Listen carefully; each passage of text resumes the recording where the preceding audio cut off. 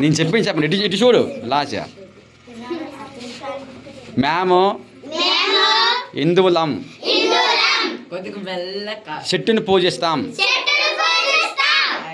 ఎందుకంటే చెట్లు మాకు మంచి గాలి ఇస్తాయి. ఆ గాలి పీల్చడం వల్ల మనం బతుకుతున్నాం. గాలి లేకపోతే చనిపోతాం. మనం బతకడానికి అవసరమైన గాలిని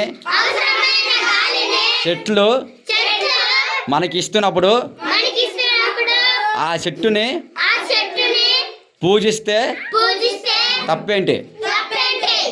అంతే కదా. చెట్ల నుంచి వచ్చే గాలి నీకు అవసరము బతకడానికి, కానీ చెట్టుని పూజించాను అంటావా? ఎలా అవుతుంది దానికి? అప్పుడు ఆ చెట్ల నుంచి వచ్చే గాలి పీల్చడం మానేమని చెప్పాలి. చెప్పండి, అర్థమైందా యేసు ప్రభువులకి? అంతే కదా.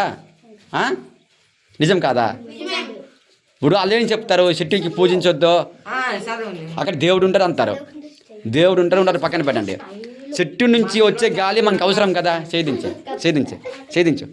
చెట్టు నుంచి వచ్చే గాలి మనకు అవసరం కదా.